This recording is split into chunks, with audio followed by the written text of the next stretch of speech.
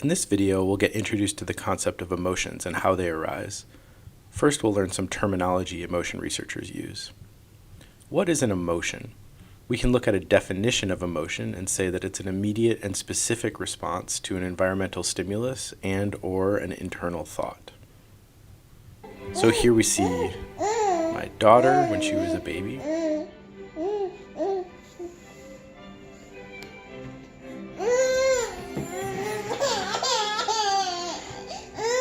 Hey, look! She has an immediate reaction.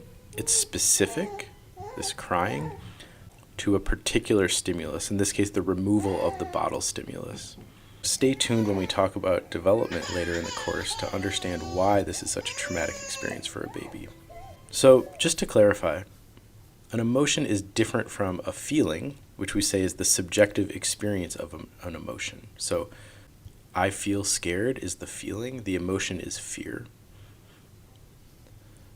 An emotion is also different from a mood. A mood is a long-lasting and diffuse emotional state.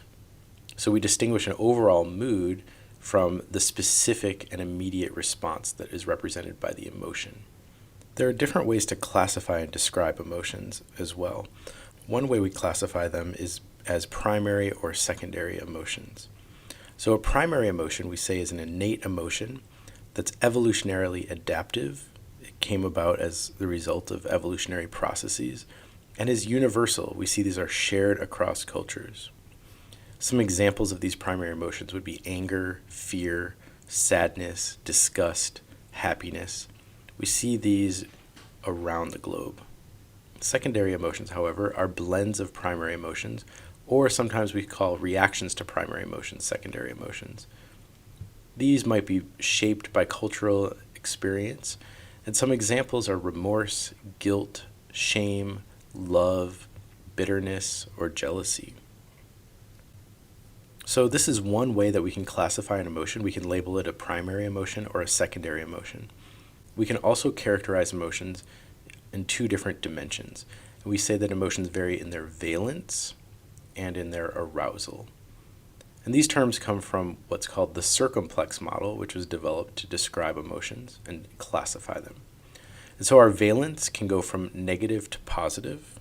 The valence is representing the effect on an individual of the emotion. Does it have a negative effect or a positive effect? Our arousal can go from low to high, and this indicates how calming or exciting the emotion is, or its level of activation. So we can draw this out on an axis, and in the middle of our chart we're going to have a neutral emotion. We can draw our axis of valence going from negative to positive. And then on the y-axis we can draw out our arousal level from not aroused on the bottom to aroused at the top. So let's draw out some emotions on this circumplex model chart. So think of an emotion that would have a positive valence and a high state of arousal. So a positive effect on an individual that would energize or activate that individual. So we could write excited in this quadrant. And if we're thinking of a positively valenced emotion with low arousal, that would be something like relaxed. Or an emotion that is negatively valenced with a high level of arousal, that would be something like nervous. And something that is negatively valenced with a low level of arousal, that would be something like depressed. So I'll go ahead and fill out some other emotions on this chart just to show you where they might fall, and we can move along the x-axis to indicate different degrees of positivity or negativity of valence, and we can move up and down on the y-axis to mark the level of arousal. So alert, happy, excited, these are going to be positively valenced emotions with different levels of activation. Contented, serene, calm, still emotions that are positively valenced but with lower arousal. Sad, lethargic, fatigued would fall over in this quadrant. Negative valence, low arousal.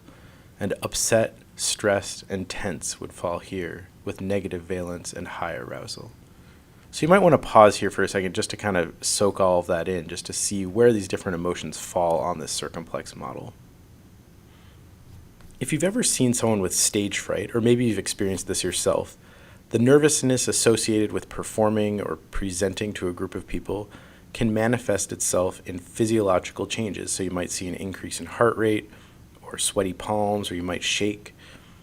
So we say that emotions have a physiological component. There's an association between changes in the body and the emotion. So this response of the body is due to the activation of the autonomic nervous system. We covered this several weeks ago in class, so this again is the part of the nervous system that's driving processes that are outside of our conscious awareness. We see this connection between emotion and changes in the body captured in our language too. We talk about people getting cold feet when they're nervous, or we talk about knots in your stomach, or we say that someone's heartbroken. These are manifestations in our language that represent the changes in the body that are associated with particular emotions. Often these physiological changes that we see associated with emotions are evolutionarily adaptive, or at least they're the consequence of other evolutionary adaptations. So with social anxiety, which leads to stage fright, we might originally have developed this social anxiety as a survival response to hostile conspecifics, so other human rivals that we might need to escape or avoid or submit to. This would have been an evolutionarily adaptive response in those situations. Coming up in class, we'll see how psychologists think these physiological responses may lead to or result from changes in emotions. So what causes what? The emotion leading to the response, or the response leading to the emotion? We'll also look at the brain regions involved in these physiological responses. So that was an overview of emotion. More on the way.